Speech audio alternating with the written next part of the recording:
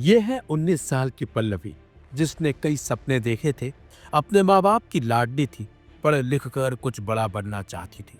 लेकिन इस मासूम के साथ उसी के साथियों ने ऐसा व्यवहार किया, इतना परेशान किया कि 19 साल की पल्लवी टूट गई। इस मासूम के साथ सीनियर्स ने इस तरह की हैवानियत की जिसे करने से पहले कोई 100 बार सोचेगा। लेकिन जब तक इस मासूम के दर्द को कोई समझ पाता, तब तक बहुत देर हो चुकी थी। और अब ये मासूम अपने साथ हुई आपबीती को किसी को बताने के लिए जिंदा भी नहीं है, क्योंकि अब ये इस दुनिया को छोड़ चुकी है। जी हाँ, दिल को दहला देने वाली ये घटना हिमाचल प्रदेश के कांगड़ा जिले के धर्मशाला की है, जहां की रहने वाली 19 साल की पल्लवी एक सरकारी कॉलेज में पढ़ती थी, जहां 3 सीनियर छात्राओं ने इसकी रैगिंग की, बल्कि उसके साथ मारपीट की। यहाँ तक कि प्रोफेसर ने तो उसके साथ प्रताड़ना की हदें पार कर दी, जिसके बाद ये पल्लवी सदमे में आ गई, बल्कि उसकी तबीयत लगातार बिगड़ती चली गई। जिसका डर था और वही हो गया। जी हाँ, यानी कि मासूम बेटी ने दम तोड़ दिया। वहीं पीड़िता के पिता ने आरोप लगाया है कि उनकी बेटी लगातार रैगिंग, शारीरिक प्रताड़ना और मानसिक दबाव के चलते गहरे मानसिक आघात में थी। उसने 26 दिसंबर को दम तोड़ दिया। इसके बाद गुरुवार यानी कि 1 जनवरी को मामला दर्ज कराया गया। शिकायत में कहा गया है कि 18 सितंबर 2025 को कॉलेज की 3 सीनियर छात्राओं, जिनके नाम हर्षिता, आकृति और कोमोलिका है, उन्होंने उनकी बेटी के साथ रैगिंग और उसके साथ मारपीट की। अशोक कुमार नाम के कॉलेज के प्रोफेसर पर पीड़िता के साथ अश्लील हरकत और यौन उत्पीड़न करने के आरोप लगाए गए हैं। इससे उनकी बेटी मानसिक रूप से भयभीत हो गई और उसकी तबीयत लगातार बिगड़ती चली गई। परिजनों ने अलग अलग अस्पतालों में उसका इलाज करवाया, लेकिन 26 दिसंबर 2025 को लुधियाना के एक अस्पताल में इलाज के दौरान उसने दम तोड़ दिया। शिकायतकर्ता का कहना है कि बेटे की बीमारी होने की वजह से वो पहले इस मामले में पुलिस को सूचित नहीं कर पाए थे। हालांकि परिजनों ने 20 दिसंबर को सीएम हेल्पलाइन पर इसकी शिकायत की थी। सीएम हेल्पलाइन कार्यालय से मामले को जांच के लिए पुलिस द्वारा धर्मशाला भेजा गया था। इस बीच मासूम का एक वीडियो भी सामने आया है, जिसमें वो अपने साथ हुई हैवानियत के बारे में बता रही है, और इससे यही भी पता चलता है कि छात्रा की हालत कितनी गंभीर थी। बोतल से मारा, डंडे से मारा, बोतल से मारा था एक दीदी ने कॉलेज में ना, सिर में, है ना। और साथ उसके साथ में कौन था? और जो कोमोलिका थी वो भी साथ में थी। कमोलिका, हाँ वो भी मिली थी उनके साथ। हाँ, मेरे को पढ़ने नहीं देती थी। अच्छा, मेरे को पढ़ाने में भी दिक्कत करती थी।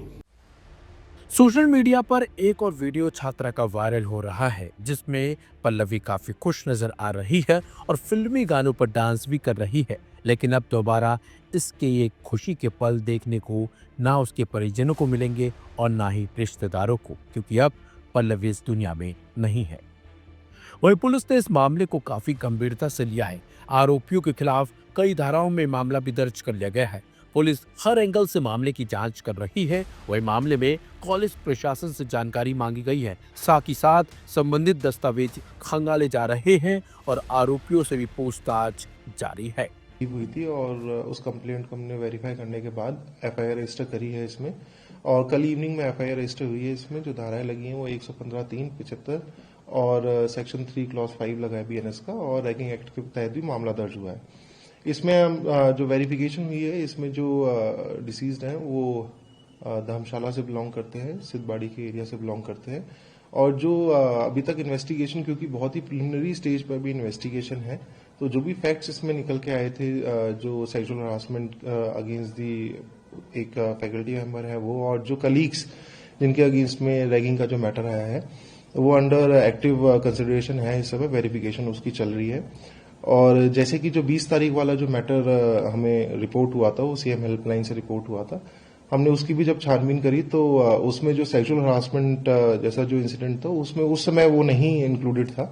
तो अभी ये मैटर ऑफ वेरिफिकेशन है कि 20 तारीख की जो कंप्लेंट की जो इंक्वायरी हुई है और जो अभी एफआईआर रजिस्टर हुई है, उसमें क्या फैक्ट्स निकल के आते हैं आगे, जैसे भी फैक्ट्स निकल के आएंगे लीगली उनका संज्ञान लिया जाएगा और उस पर तुरंत कार्रवाई करते हुए हम कड़ा संज्ञान लेंगे और इस इन्वेस्टिगेशन को एकदम सुचारू रूप से डे टू डे बेसिस पे इसको एग्जीक्यूट करा जाएगा। देखिए 20 तारीख की जो कंप्लेंट है, अगर आप उसका कंटेंट भी देखोगे तो वो जो कंप्लेंट थी वो स्टेट अवे ये थी कि किसी ने उन बच्चियों को परेशान करा जो उसके ही के कलीग्स थे।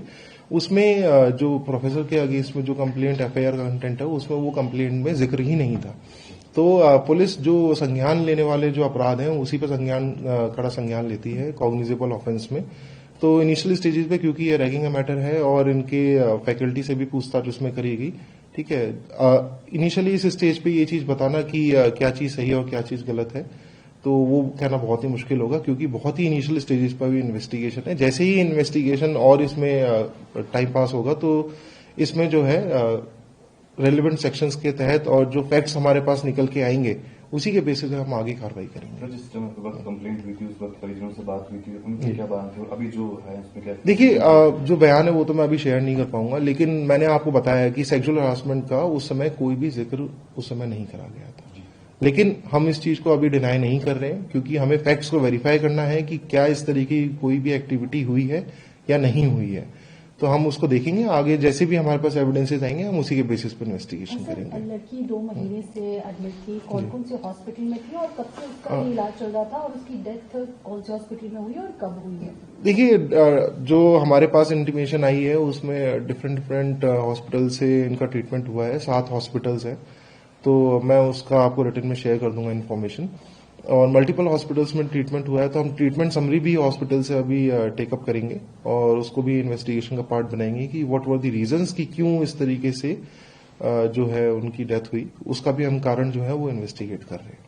सर कहीं ना कहीं वीडियो में ये भी बताया जा रहा है कि लड़की दलित समुदाय से, ऐसा था? ऐसा क्या था मामला? ये मामला क्या है? देखिए जो एफआईआर है ये उनके फादर की कंप्लेंट पर रजिस्टर हुई है और एफआईआर में कहीं पे भी इस चीज का जिक्र नहीं है कि जो भी ऑफेंस या जिस तरीके से रैगिंग हुई है वो इसी कारणवश हुई होगी बिकॉज दी पर्टिकुलर जो पर्सन है वो पर्टिकुलर कम्युनिटी से बिलोंग करते हैं। तो इस चीज के बारे में मेरा इस समय बोलना कुछ भी वाजिब नहीं है क्योंकि इसमें एफआईआर में इसका कोई भी जिक्र नहीं है। ये घटना ने हर किसी को हिलाकर रख दिया है, लेकिन जो लोग इस पूरी घटना में शामिल हैं उनके खिलाफ सख्त कार्रवाई होनी चाहिए इस बेटी को ताकि इंसाफ मिल सके। लेकिन आपको बता दें सरकार ने रैगिंग पर रोक लगा रही है, बावजूद इसके अभी भी सरकारी कॉलेजों, प्राइवेट कॉलेजों में इस तरह की घटनाएं सामने आ रही हैं। ऐसे में सरकार को इसे लेकर सख्त कदम उठाने की जरूरत है ताकि पल्लवी की तरह और कोई छात्र अपनी जान ना गंवाए, क्योंकि इस तरीके से जान गंवाने वालों को इंसाफ मिलेगा, कब मिलेगा ये नहीं पता, लेकिन रैगिंग पर रोक लगनी चाहिए और इस तरीके की हरकत करने वालों को सख्त कार्रवाई उन पर होनी चाहिए ताकि इस तरह की हरकतें और इस तरह की घटनाएं सामने फिर ना आए।